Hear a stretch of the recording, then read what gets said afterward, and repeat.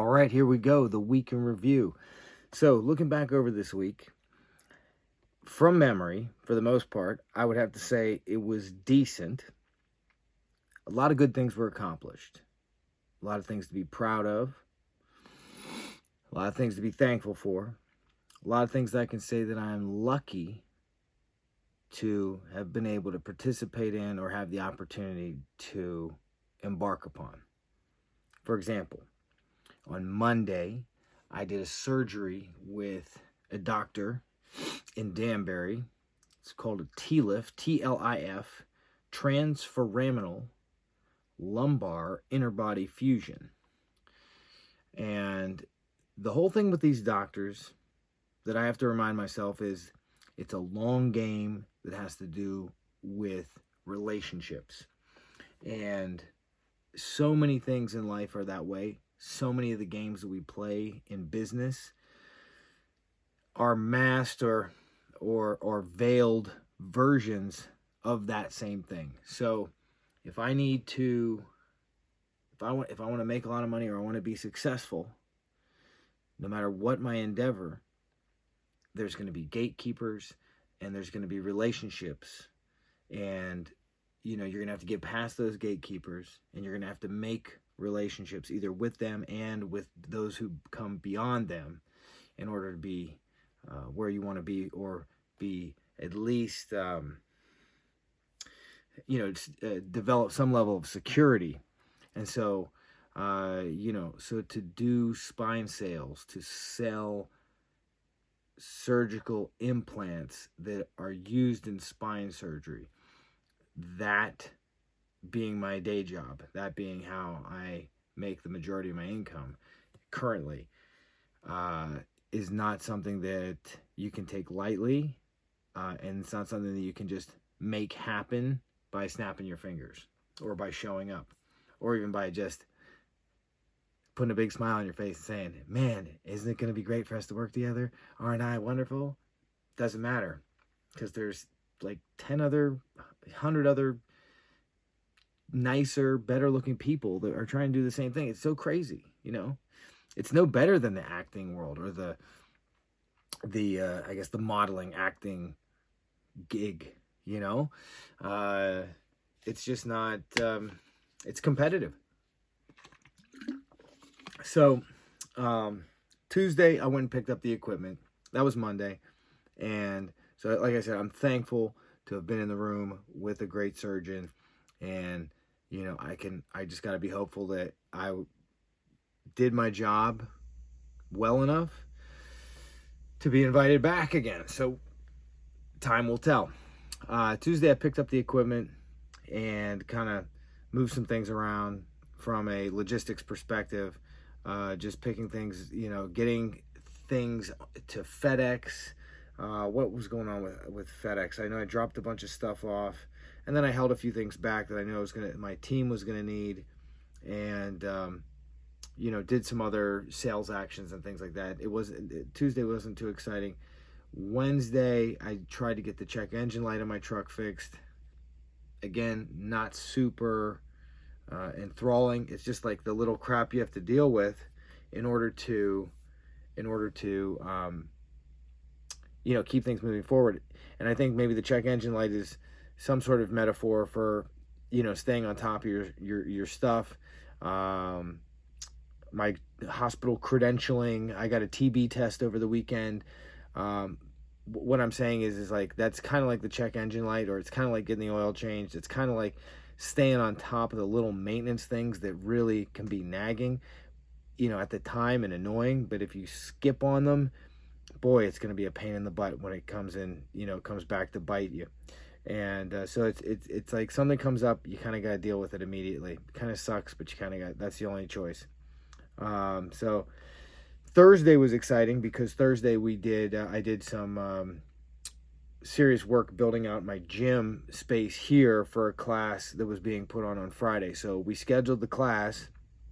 I knew that we had 4 people showing up for this class here at my home gym, and the gym's not done. The gym hasn't been done because there's been 100 other things going on, and building materials prices went through the roof.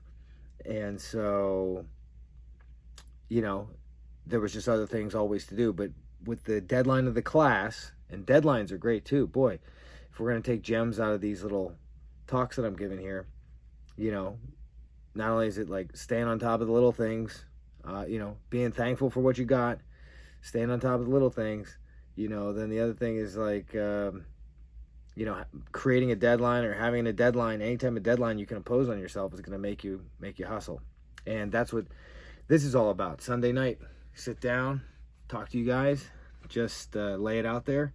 And yeah, this one is not great. I mean, so far I'm pretty bored with it, but it's a ritual and I want to engage in it and I believe in it.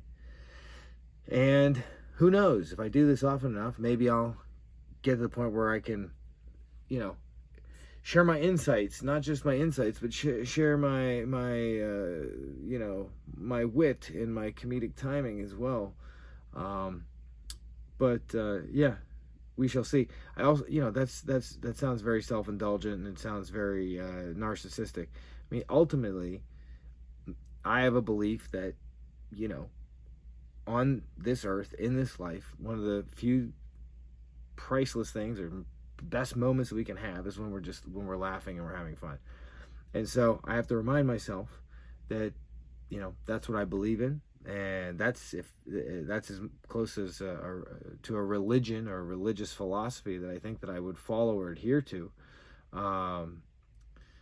That in the middle path, but you know, these things are just, you know, it's like keep things on an even keel, but and you know, try to laugh your ass off as much as possible. And I tell you what, the past couple of years, there's been some tears and there's been some laughter, you know, but I think that when you're operating from a place where you feel like you're confident enough to try to get people to laugh, get people to have a good time, you must be doing pretty damn well or pretty damn good on some level to be able to get up and get people to feel that way. Even if you're feeling really miserable, if at least you have the guts and the balls to get up on stage and try to make people laugh, God bless you. You're the best. So anyway, I don't know. So many things. The workouts this week, they suffered a little bit because I was spending time doing kind of like above and beyond the Call of Duty with the building out of the gym, you know, but the thing becomes, can we take the routines and the habits of behavior that provide us with success? For me, one of those is exercise and working out. Can I do the things that provide me with that rejuvenating, energizing, you know, all the good feelings? You know, I feel like you get like 10 bonus points if you eat a salad. You get 100 or 1,000 bonus points every time you work out. So, you know, yeah, diet has a lot to do with health, of course, but I feel like exercise just hits it out of the park because it just gets everything going. Everything's reset. So, you know, a good workout consistently, I think will, you know, keep you out of a lot of trouble. That being said, we have this level of expectation of ourselves, and it's like, oh, I'm going to get this amount done. But then there's, well, you see people, they're doing way more than that, and somehow they're still staying fit or whatever. And it's not about being jealous or wishing to be somebody that you're not, but you know, I probably don't know the capacity that I have for higher levels of intensity coupled with deeper levels of relaxation, right? So if you're gonna go and aim for a higher high or a greater peak, which is what I'm doing right now by getting in front of you on a Sunday night, then that's got to be balanced with the ability to completely come down the roller coaster and come into park and relax and chill and get off the ride. And I'm going to hit the sauna as soon as we're done here. Yeah, I don't know how long these need to be or what I need to do, but I guess it's now maybe even setting the tone for the coming week. And that really, you know, probably prevents the bullshit from really stacking up too high. you know, I want to make some sales calls this week. I want to make uh, in person. This is where the rubber meets the road. This thing, this isn't even on, so I just had it there for, I don't know why that's there. Sales calls in person. I'd love to finish the wood in the garage or in the gym. Finish wood in gym.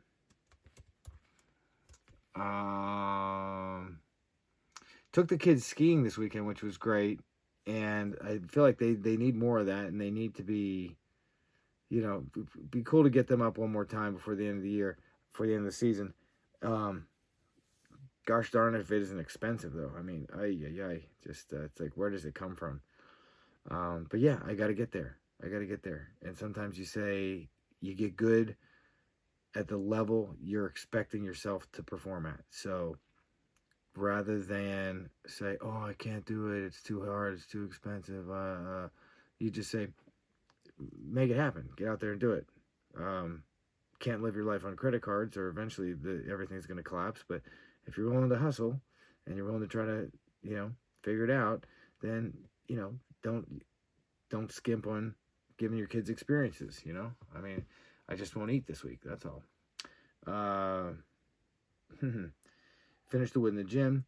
So do something special with the kids. Doesn't have to be special. Do something special with the kids. And another thing is, we're working on a model railroad train that used to be my dad's. So I'm getting the train tuned up and refurbished, as well as getting the controller, all kind of major components of it tuned up. We can work on that train.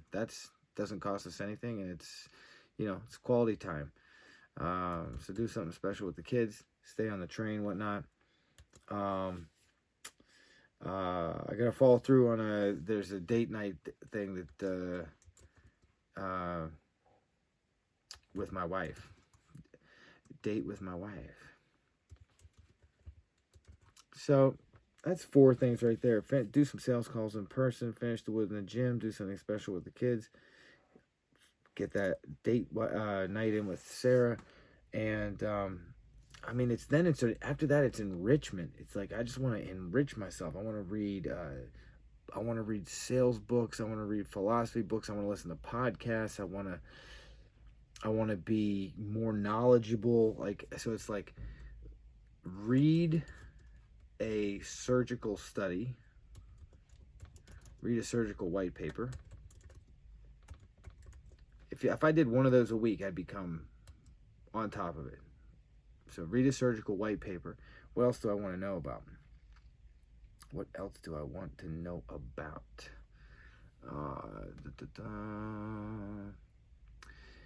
Yeah, it's like there's sales books, there's sales techniques and things like that. That's fine, but that's not necessarily energizing. Yeah, I mean, I think that's 1, 2, 3, 4, 5. That's 5 things. All right. So that's what I'm going to do this week. And so help me, I'm going to post this, and I know I can do better. Gosh, there's so many things I'd like to do better. I'd love to get back to doing stand-up, but that, for now, we're just going to leave it as, it's just talking. That's all we're doing. We're just talking. So, yeah, not feeling that funny these days. Maybe because I've just gotten to the point where my priorities have become, I guess what I'm seeing myself as, there's this transcendence that I'm able to pass into, where it's almost as if there is no identity of myself. It's as if I am kind of nothing or everything, or one with my purpose, and my purpose being one to find the things that need to get done, prioritize those things, fearlessly go after those things, while at the same time not sacrificing any of the other major pieces of the pie or the components that make me, I guess, whole. Again, I'm saying like, oh, there's no identity, but whatever it is that I do hold on to as an identity or some level of happiness or satisfaction, it's as if I've removed all of my desires to the point where I'm only doing things that are essential, that are mission critical, if you will. So it's like, do these things on this list serve everybody that matters to me? And that circle is very small. It's my home, it's my children, it's my wife, it's my home. And I guess the goal would be to be able to expand that circle to include care for other families, friends in the area, deepen those relationships, be able to provide them something of value, but not like oh, haha, look at me, I get on stage, and won't you come out and laugh at my silly little jokes? Again, what I believe that I'm trying to do here is I'm trying to dig into the depths of my own psychology and my own fears and be willing to stumble and look stupid and go slow to get to the point where I can say, okay, speaking from my philosophical truth, I'm able to spit it, and it's not rehearsed, but it is of my own self-knowledge to the point where I can really give you some value that is maybe quicker, maybe more entertaining, more exciting. It's a shtick. It's finding your shtick. And I don't think I've ever officially given myself the time to do that. Well, that's not true.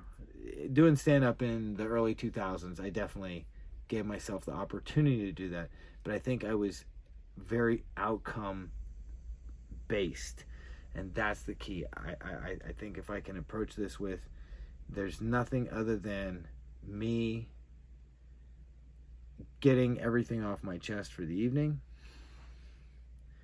feeling like I've maybe gotten to a better place psychologically by the end, that I've looked at my thoughts, allowed them to pass through me, allowed them to go from my mind out my mouth, and that I'm able then to maybe review this, watch this a couple times. Sounds kind of gross, but maybe, there's something in there that you say, I see, okay. If I was going to sit at home and listen to somebody speak to me, what would I have? How would they have to talk for me to be interested? And there's plenty of people that do that I like. So I don't think it's an unrealistic goal. It's just a matter of, it's that viewpoint. And I do feel like I have something very important to say. And I want to say that. And I appreciate you guys listening. And I can only say that if you come along on this journey, it probably will get better.